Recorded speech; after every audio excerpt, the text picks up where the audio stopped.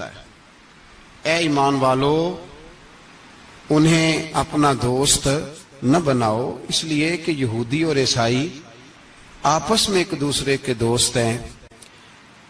اتنا بھی کافی تھا، لیکن اللہ تبارک و تعالی نے معیار ہی بدل دیا اور اتنا بڑا حکم ارشاد فرمایا۔ اس آیہ مقدسہ نے ہر چیز کو اپنے دامن میں سمیٹ کے رکھ دیا۔ یہودی اور عیسائی کو اپنا دوست نہ بناؤ، اس لیے کہ وہ آپس میں ایک دوسرے کے دوست ہیں۔ تو بات اتنی بھی کافی تھی، لیکن فرمایا اللہ تعالیٰ نے وَمَن يَتَوَلَّهُم مِّنكُمْ،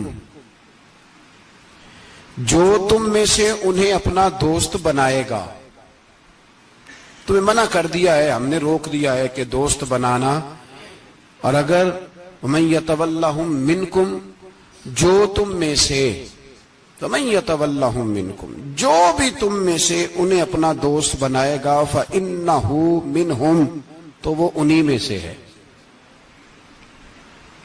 تمہیں بتا دیا ہے کہ دوست یہودی اور عیسائی کو کبھی دوست بنانا، اور اگر بناؤ گے تو پھر تم، اور پھر جو قرآن مجید نے بات اس آیہ مقدسہ کو جو ختم فرمایا تو فرمایا ان اللہ لا یہدی القوم الظالمین، بے شک اللہ ظالموں کی قوم کو ہدایت نہیں دیتا۔ ظلم کرنے والوں کے نصیب میں ہدایت نہیں ہوتی، وہ ظلم کرتے رہتے ہیں اور انہیں سمجھایا جائے تو مانتے بھی نہیں، اس لیے کہ ہدایت ان کا نصیب نہیں ہوتی۔ میرے بھائی، دنیا میں بد نصیب ہے وہ شخص جو غلطی کرتا ہے اور پھر مانتا بھی نہیں، اور دنیا میں کم ظرف ہیں وہ لوگ، کم ظرف جو اپنے ظالم ہونے کے باوجود ظلم پر وضاحتیں پیش کرتے ہیں، اپنی غلطیوں کا اعتراف کرنے کی بجائے ان پر دلیلیں دیتے ہیں، چھوٹے ظرف کے لوگ۔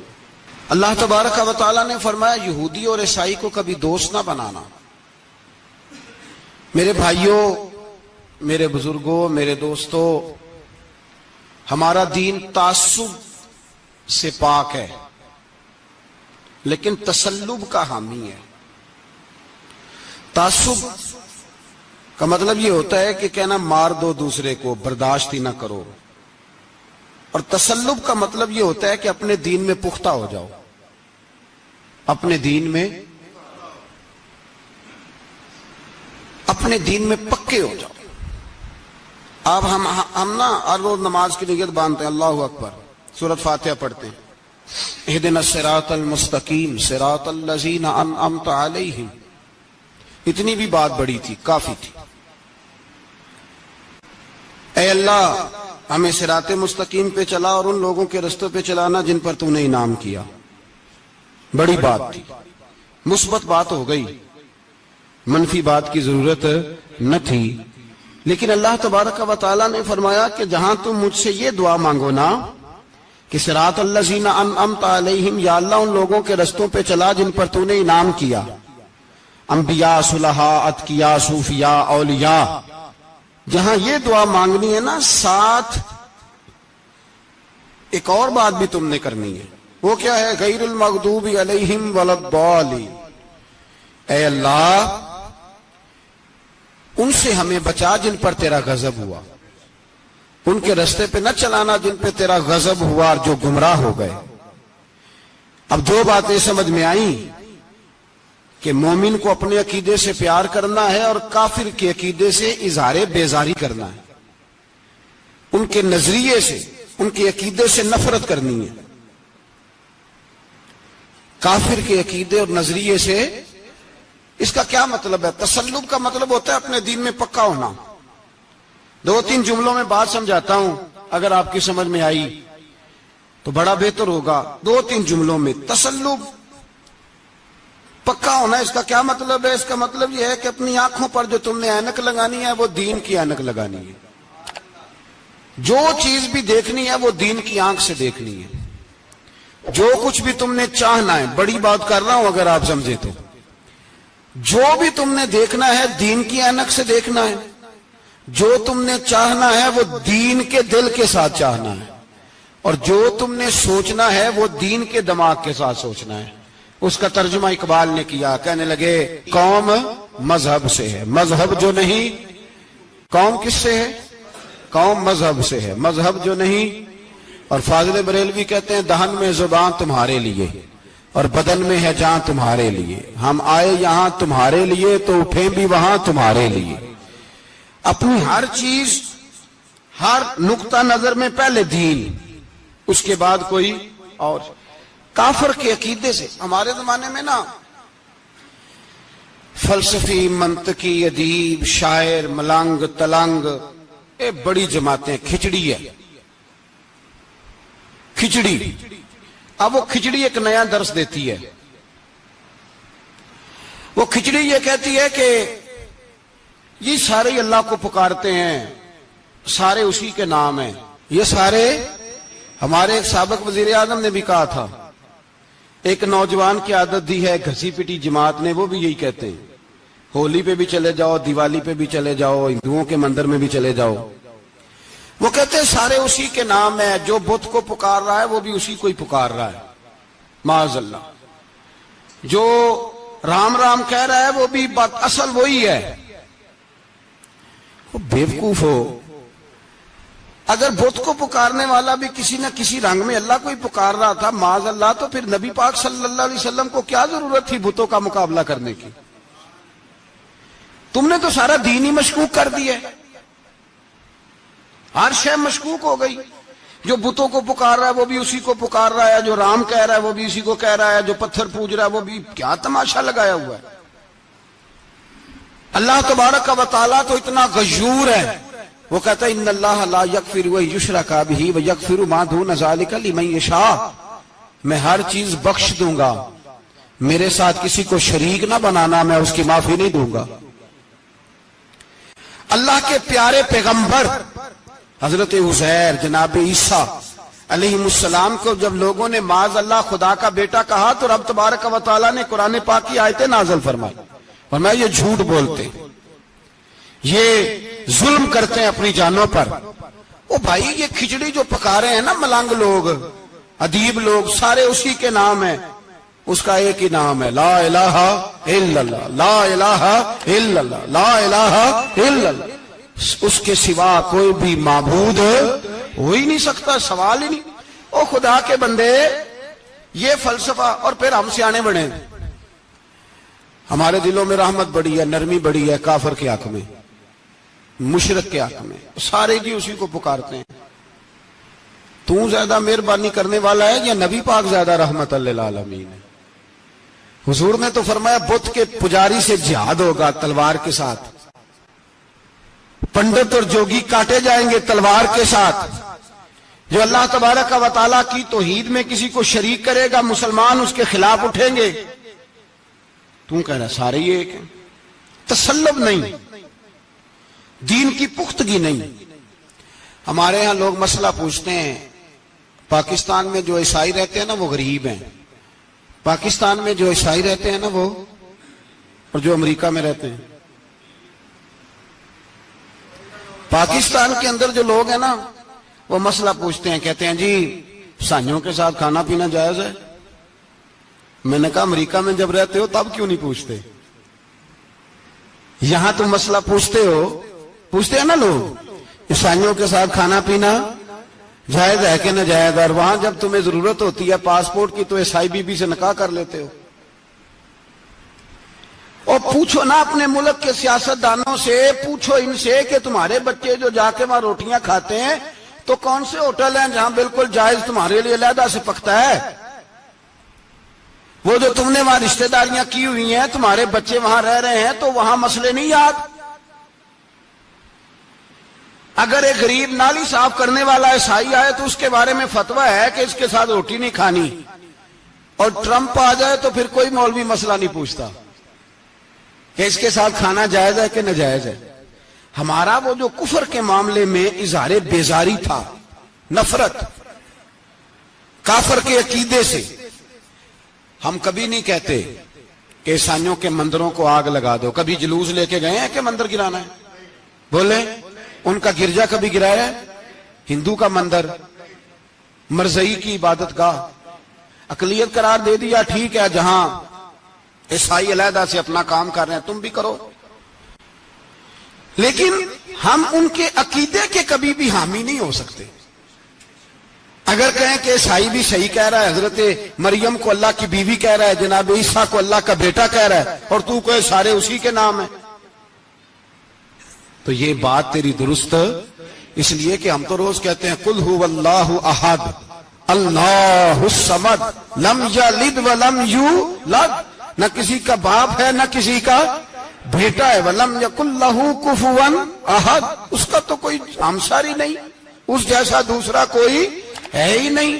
تو بھائی جس عقیدے کا تو اعلان کر رہا ہے، جو آدمی تیرے عقیدے کے خلاف چل رہا ہے، اس کو تو نے صحیح کیسے کہہ دیا؟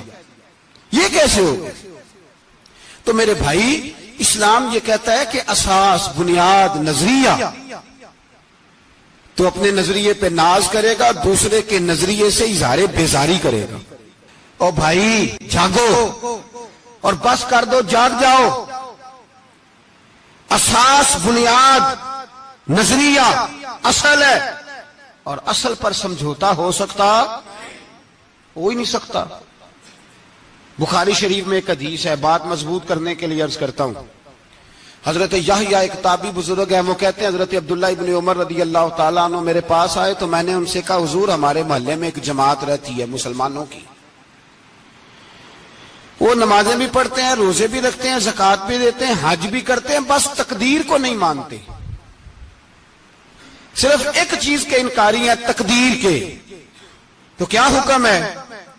تو آپ فرمانے لگے ان سے کہہ دو کہ ہمارا تمہارا کوئی تعلق نہیں، ان سے کہہ دو ہمارا تمہارا کوئی رشتہ نہیں، ہمارا تمہارا کوئی کسی قسم کا رابطہ۔ اور فرمایا ان کو بتا دینا کہ رسول پاک کے صحابی نے فتویٰ دیا ہے جتنی مرضی نمازیں پڑھو، جتنے مرضی روزے رکھو، اور احد پہاڑ کے برابر اگر تمہارا دل کرے تو صدقے کرو، پر تمہارا کوئی عمل اللہ کی بارگاہ میں قبول نہیں جب تک تمہارا عقیدہ صحیح نہیں، جب تک تمہارا نظریہ ٹھیک نہیں، اتنی دیر تک کوئی عمل اللہ کی بارگاہ میں تمہارا قابل قبول نہیں۔ اساس پر، بنیاد پر کوئی سمجھوتا ہو سکتا، بنیادوں پر سمجھوتے نہیں ہوتے بھائی۔ اور ایک ہوتا ہے گناہگار، ایک ہوتا ہے غدار۔ گناہگار اور غدار میں بڑا فرق ہوتا ہے۔ ایک آدمی شراب پیتا ہے، کسی نے اس کو منع کیا تو اس نے کہا یار میری غلطی ہے، آئندہ نہیں پیوں گا، وہ گناہگار ہے۔ ایک نے کہا نہیں پینی چاہیے، وہ کافر ہے۔ ایک نماز نہیں پڑھتا، اس کو کہا پڑھ، بہانے لگاتا ہے کپڑے نہیں صحیح، رمضان سے شروع کروں گا، کوشش ہے بس، وہ گناہگار ہے۔ ایک کہتا ہے نماز پڑھنی نہیں چاہیے، وہ کافر ہے۔ ایک کے جیب میں پیسے تھے، حج کرنے نہیں گیا، بہت بڑا گناہ کیا۔ ایک کہتا ہے حج کرنا ہی نہیں چاہیے، وہ کافر ہو گیا۔ او بھائی گناہگار اور ہوتا ہے غدار، دونوں میں فرق ہے۔ اب تو غداریاں ہو رہی ہیں سرے عام، حملے ہو رہے ہیں، حکومتوں پر پریشر ہے۔ یورپ ایک منٹ سے پہلے مرزئی کو ویزا دیتا ہے، قادیانی کو ویزا دیتا ہے۔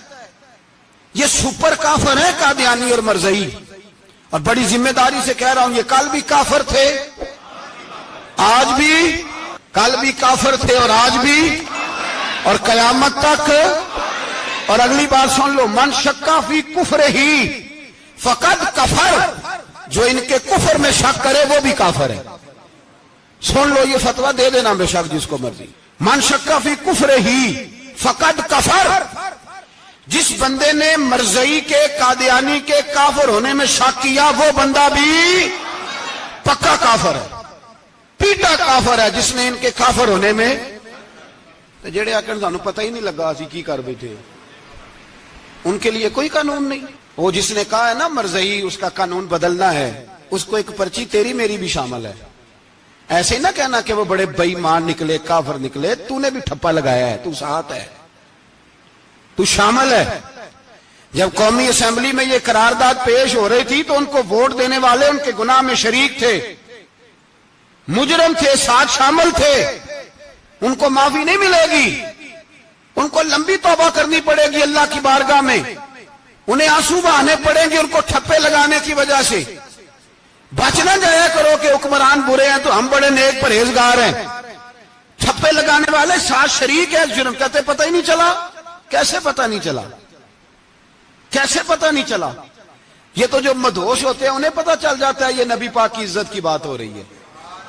بندہ مدہوش ہو نا، مدہوش، بے ہوش ہو مسلمان، رسول اللہ کی بات ہو تو اس کی بھی آنکھیں کھل جایا کرتی ہیں، اور تم جاگتے پڑھے لکھے اسمبلیوں میں بیٹھے مالدار، تم پتہ ہی نہیں چلا قانون بدل گیا، خبر ہی نہیں ہوئی۔ یہ دھوکہ کسی اور کو دینا، ہم تمہارے ان دھوکوں میں آنے والے کہ کسی اور کو سنانا کہانیاں، ہمیں نہیں سمجھ آتی تمہاری کہانیاں، کہتے غلطی ہو گئی بھول گئے۔ اور وزیر اعلیٰ صاحب کہتے ہیں اس کو نکال دینا چاہیے، کس نے نکالنا ہے نا تماشا، کہتے ہیں اس کو نکال دینا چاہیے جس نے اس قانون میں، تو کس نے نکالنا ہے؟ حکومت تو آپ کی ہے، تو کون نکالے گا؟ شرم کرو، مر جاؤ ڈوب کے۔ یہ تمہارا طریقہ ہے؟ جرم کرتے اور جرم کرتے کہتے ہو نہیں نکال دینا، کون نکالے گا؟ نکالو پتہ چلے تمہارا۔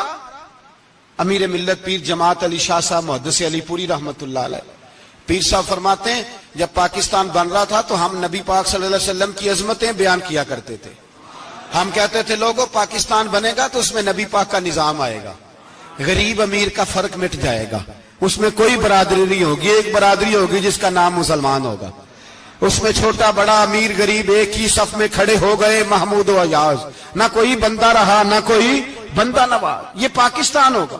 اور کہتے ہیں ہندو پنڈت تقریریں کرتے تھے او وہاں نبی پاک کا نظام نافذ ہوگا، معاذ اللہ ہاتھ کٹیں گے، گردنیں کٹیں گی، بڑا وہ معاذ اللہ مخالفت کرتے تھے۔ وہ کیا پتا تھا کہ بعد میں یہاں بھی سارے وہی تماشے ہوں گے جو وہ کہہ رہے ہیں۔ تو پیر صاحب کہتے ہیں کہ جگہ ہندوؤں کا جلسہ تھا، ہندوؤں کا پنڈت تقریر کر رہا تھا، وہاں سارے ہندو بیٹھے تھے، تو اس پنڈت نے نا تقریر کرتے کرتے نبی پاک کی شان میں کوئی بے ادبی کر دی معاذ اللہ، کیونکہ سارے ہندو تھے کوئی مسلمان نہیں تھا۔ ایک ملنگ بیٹھا تھا دور، اس نے دوری ڈنڈا پکڑا ہوا تھا اور کوئی اپنی موج کا کام کر رہا تھا۔ آپ کو پتا ہے ان کے پاس جو ڈنڈا ہوتا ہے بڑا رنگین ہوتا ہے، کوئی اسپیشل بنایا ہوتا ہے انہوں نے، تو بیٹھا تھا ملنگ۔ میں نے کہا بے ہوش بھی ہو نا، جو بے ہوش ہو مسلمان، رسول اللہ کا نام آئے تو اس کی بھی آنکھیں کھل جایا کرتی ہے، تیری بند کی باندھی رہ گئی ہے، کیسے ہو گیا؟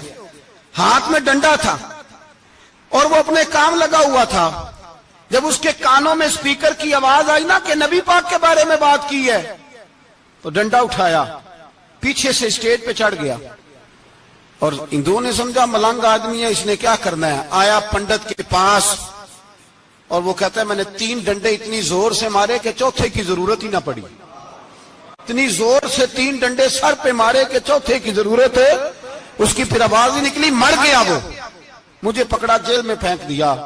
امیر ملت پیر جماعت علی شاہ صاحب کہتے ہیں میں امرتسر کی جیل میں ملنے گیا اور میں نے اس کے سامنے کھڑے ہو کے کہا، میں نے کہا بے لیا، نہ تو نماز پڑھے، نہ تو روزہ رکھے، نہ تو مسجد آئے، نہ تو کوئی اور کام کرے، اور اتنا بڑا تو نے کام کیا، گستاخ مار دیا۔ تو پیر صاحب کہتے ہیں وہ ملنگ اپنے پیروں پہ اٹھ کے کھڑا ہو گیا اور اس کی آنکھوں میں آنسو تھے، اور میری طرف دیکھ کے کہنے لگا پیر جی میں لمیاں گلاں تے نہیں آندیاں، میں انپڑھ ہاں، چوکھا تے نے مینوں پتا گناہگار ہاں، بڑا گناہگار ہاں، بڑا گناہگار ہاں، بڑا گناہگار، بڑا گناہگار ہاں، پر قسم اللہ دی عزت دی میں گناہگار ہاں پر اپنے نبی دا غدار نہیں، گناہگار ہاں پر رسول اللہ دا غدار کوئی بات نہیں۔ اگر کوتاہیاں کرتا ہوں تو اب یہ تو نہیں نہ ہو سکتا کہ اونچی اور سچی سرکار کی کو میرے سامنے بے ادبی کر کے چلا جائے۔ یہ تینوں پتہ ہی نہیں لگا، تو کہتا خبر ہی نہیں ہوئی، کب ہو گیا پتہ ہی نہیں تھا، وضاحتیں دیتا پھرتا ہے۔ اور کچھ مولوی ملا جو دھبا ہے دین کے نام پہ وہ وضاحتیں دیتے پھرتے ہیں، کہتے ہیں مناظرے کر لو، شرم کرو، دین کے نام پر ووٹ مانگ کے اسمبلیوں میں جاتے ہو اور وہاں جا کے ان بے ایمانوں کی گودوں میں بیٹھ جاتے ہو، تمہیں حیا نہیں آتی؟ اور نبی پاک کی بات ہے تو پھر بھی تمہاری غیرت جوش نہیں مارتی، پھر بھی دلیلیں دیتے پھرتے ہو۔ میرے رسول پاک علیہ الصلوۃ والسلام کے غلاموں یاد رکھو، دین میں تسلط پیدا کرو، مضبوطی۔ کل لوگ مسئلے پوچھا کرتے تھے کہ صحابی کا اہل بیت کا بے ادب ہے تو اس کے جنازے پہ جائیں کہ نہ جائیں، اب نہیں لوگ پوچھتے، اب ہمارے دلوں میں فتوے زیادہ آ گئے ہیں، مرضی کرتے پھرتے ہیں۔ ہمارا بچہ کسی بد مذہب کی مسجد میں جاتا ہے ہم کہتے ہیں نہیں ویسے ہی جاتا ہے، تجھ سے پوچھا جائے گا، اس دن پتا چلے گا، جس دن تم مرے گا تو تیرے لیے دعا بھی نہیں کرے گا، تیری قبر پہ بھی نہیں جائے گا، تجھے پتا چلے گا اس دن کہ ویسے ہی جاتا ہے کہ ایسے جاتا ہے. کوئی پابندی نہیں، کوئی تسلط بھی نہیں، عقیدے میں ایمان میں کوئی پختگی نہیں، ہمیں خیال ہی نہیں کہ کدھر جا رہی ہیں اولادیں، سوچتے ہی نہیں. ہم خیال ہونا چاہیے، سمجھ ہونی چاہیے. میرے رسول پاک علیہ الصلوۃ والسلام کے صحابہ میں تسلط تھا، تسلط. سگی اماں بھی اگر بے ایمان ہوتی تھی تو صحابہ قریب نہیں آنے دیتے تھے. حضرت اسماء بنت ابی بکر صدیق، ان کی ماں مشرکہ تھی. جناب صدیق اکبر کی ایک زوجہ حضرت ابو بکر نے طلاق دے دی. کچھ عرصے کے بعد وہ اپنی بیٹی کو ملنے آئی، ماں بیٹی سے ملنے آئی تو حضرت اسماء بنت ابو بکر کو پیغام بھیجا، کہا بیٹے میں تجھے ملنا چاہتی ہوں.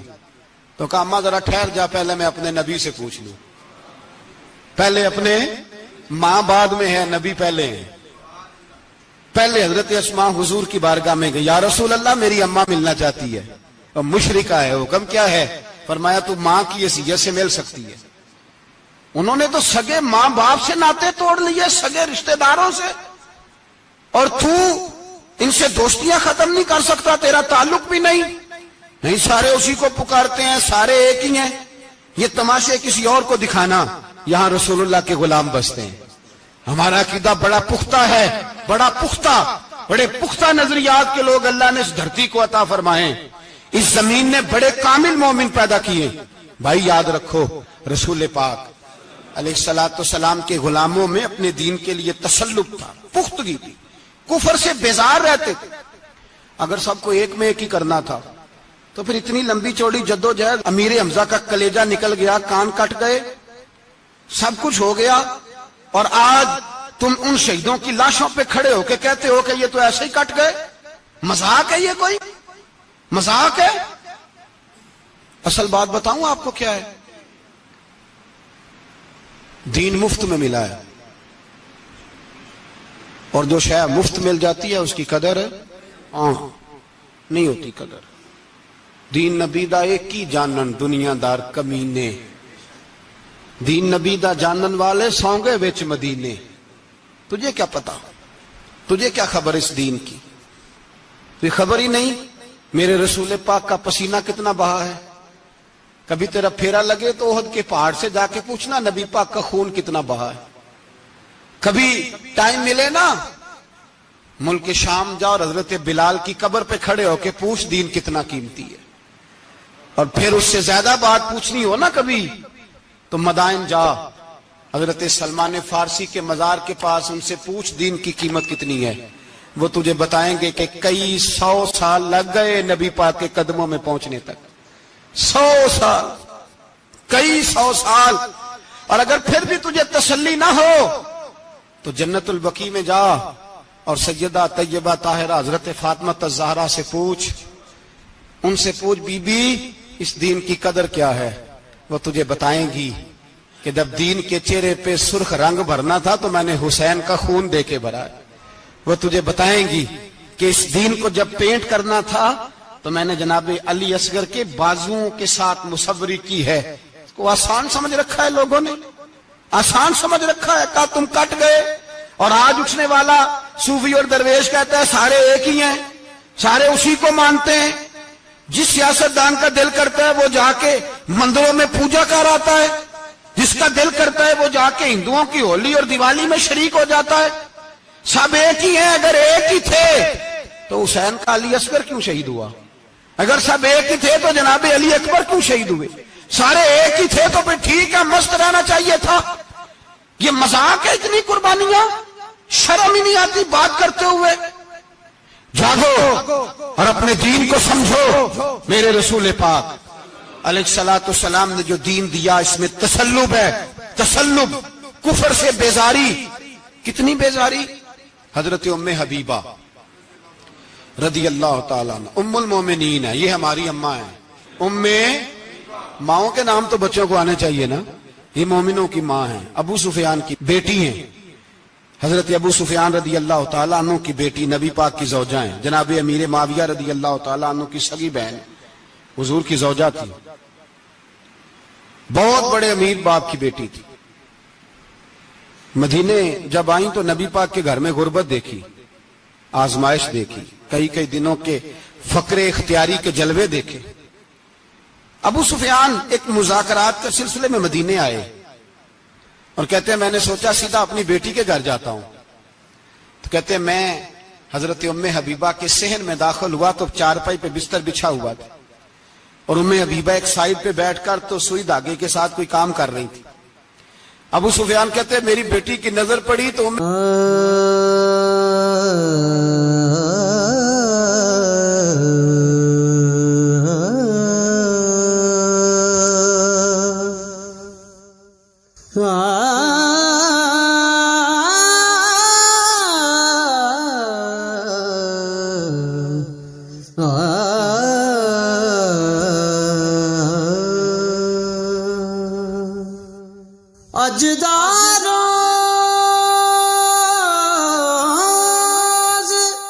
حبیبہ جلدی سے اٹھی، اٹھ کے بستر جو چارپائی پہ بچھا ہوا تھا وہ بستر اٹھایا، لپیٹا، اندر لے گئی۔ بعد میں باہر آئی تو میں نے بیٹی کے سر پہ ہاتھ رکھا، میں نے کہا بیٹی میں سمجھ گیا ہوں، بستر پہ میری نظر پڑی ہے، لگتا ہے کئی سال پرانا ہے، پیوند بھی لگے ہوئے ہیں، تو اس لیے اندر رکھا ہی ہے کہ پرانے بستر پہ باپ کو بٹھاؤں گی، اس لیے رکھا ہی ہے۔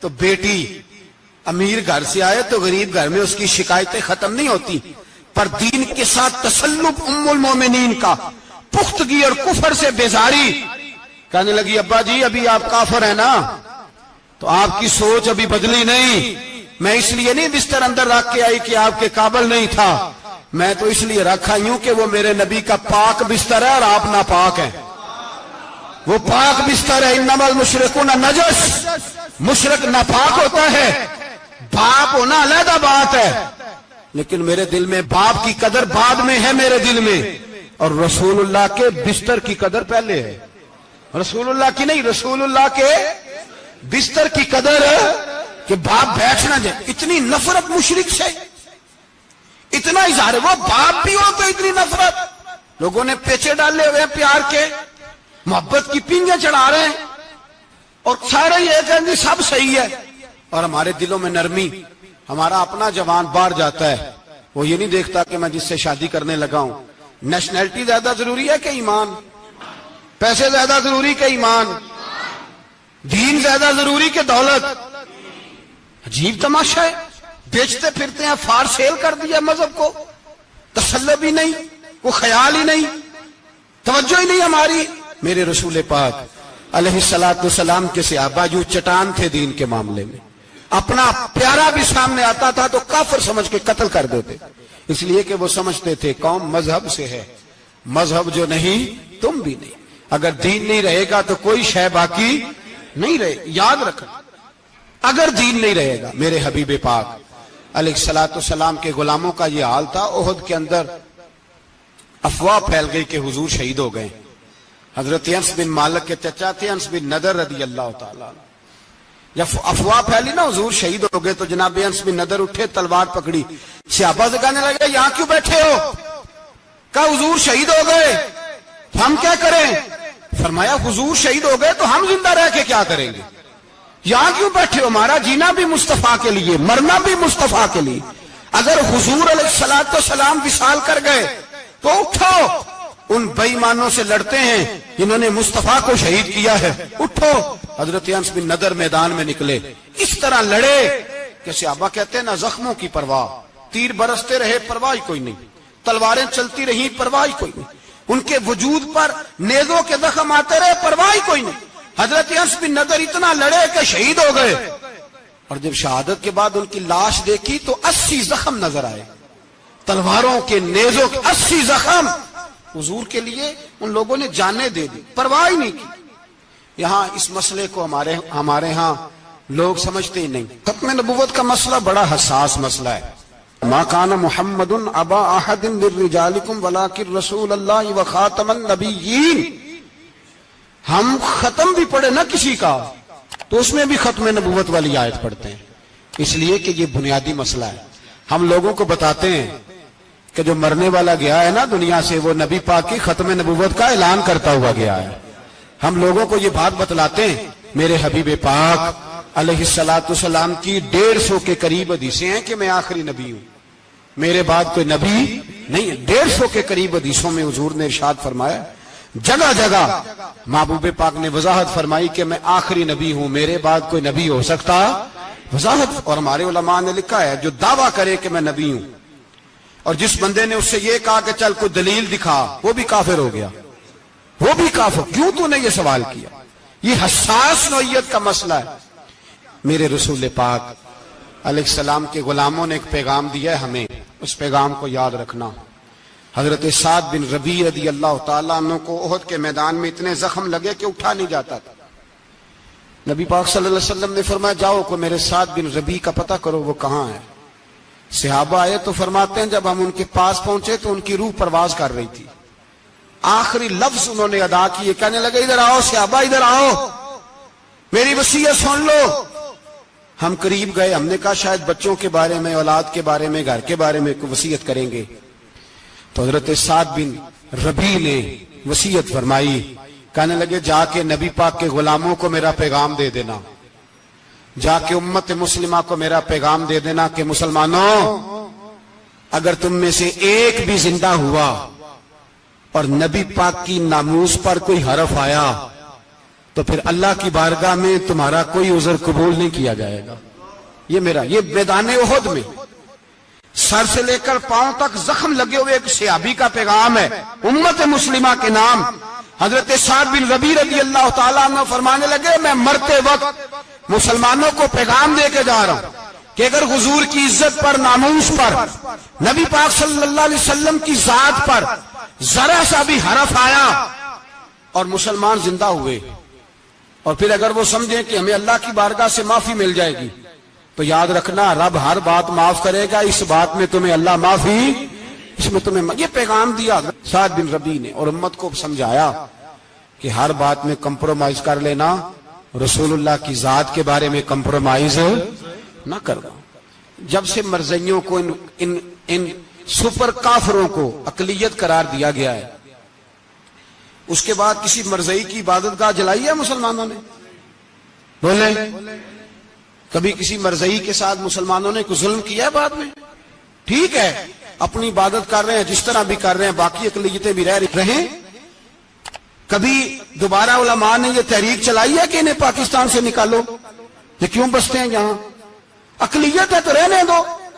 جی جو بے ایمان ہے، کافر ہے، اسے گھسیٹ کے دین میں کیوں لاتے ہو جب وہ آنا نہیں چاہ رہا؟ انہوں نے اس کانے بے ایمان کو نبی مانا ہوا ہے، وہ اس کو پیغمبر مانتے ہیں، کبھی ذلی نبی مانتے ہیں، کبھی بروزی نبی مانتے ہیں، پوری دنیا میں نیٹ ورک بنایا ہوا ہے، ہر جگہ ڈنڈورا پیٹتے پھرتے ہیں۔ وہ کہتے ہیں خاتم النبیین کا معنی یہ ہے کہ نبی پاک تو مورے لگانے آئے ہیں، بڑے نبی آ سکتے ہیں۔ ان کا عقیدہ یہ ہے کہ مرزا مستقل نبی نہیں تھا، وہ حضور کا سایہ بن کے آیا تھا۔ وہ معاذ اللہ جس نبی کا اللہ پاک نے ظاہری حیات میں سایہ نہیں بنایا، یہ کانا سایہ بنے گا نبی پاک کا؟ اس بے ایمان کو وہ اپنا پیشوا مانتے ہیں۔ چلو چھوڑو، جو کافر کو اپنا پیشوا مانے وہ بندہ صحیح ہوتا ہے؟ چلو نبی نہ بھی مانے، پیشوا مانے، وہ صحیح ہوتا ہے؟ اتنے پکے بے ایمانوں اور کافروں کو تم لوگوں نے گنجائش دینے کے لیے صرف مغربی یہ جو بنانا چاہتے ہیں نا، یہ اپنے اوپر سے لیبل اتارنا چاہتے ہیں کہ نہیں جی نہیں، ہم تو سب کو لے کے، وہ تو کئی دفعہ کہہ چکے ہیں جی سارے اسی کو پکارتے ہیں۔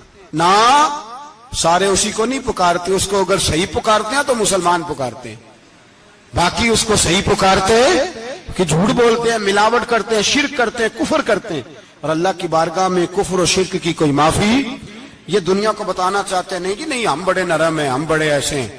ہم کوئی نرم نہیں، کوئی نرم نہیں، ہم نرم ہیں رحماء بینہم۔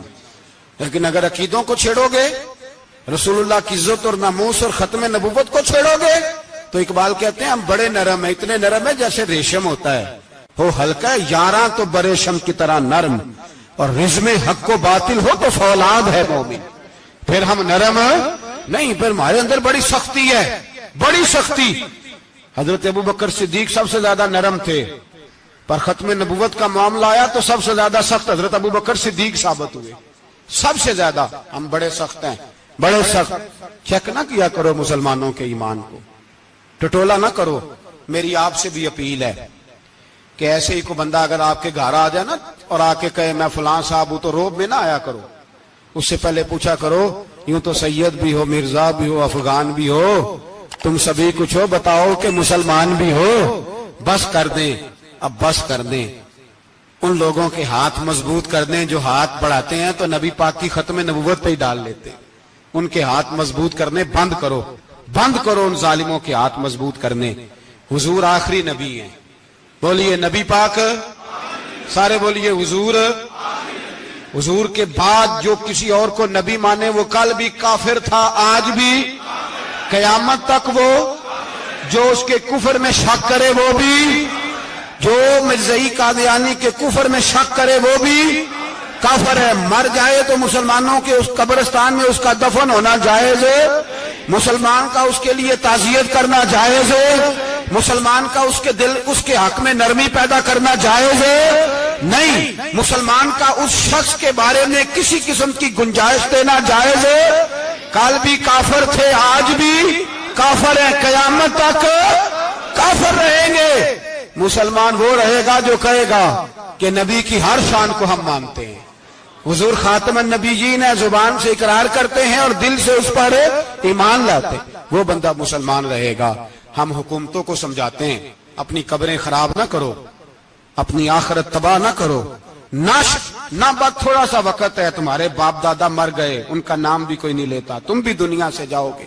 خدا را ہم تمہیں سمجھاتے ہیں، ہم درد مندانہ اپیل کرتے ہیں، اپنی آخرت بچاؤ. یہ اسمبلیاں چند روزہ، یہ حکومتیں چند روزہ. ادھر جا کے دیکھ لو شدرے میں وقت کا بادشاہ لیٹا ہے لیکن کوئی نہیں جاتا. بادشاہ تھا، اٹھتا تھا تو دنیا اٹھتی تھی، بیٹھتا تھا تو دنیا بیٹھ جاتی تھی.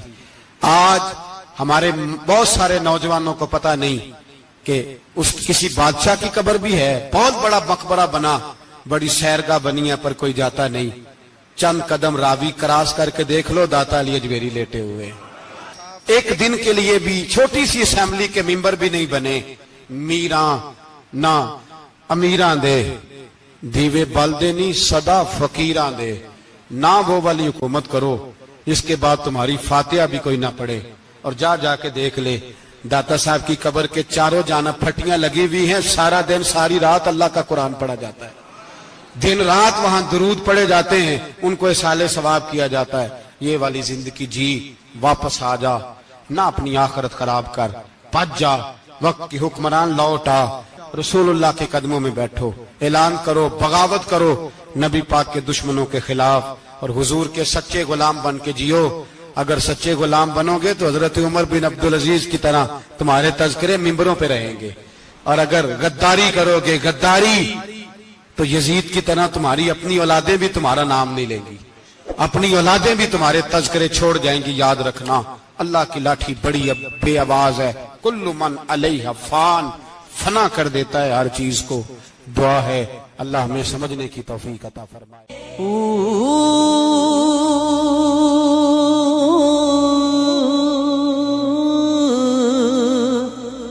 اللہ اللہ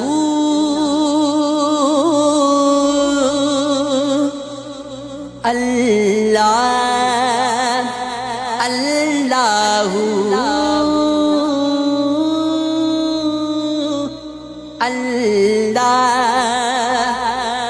اللہ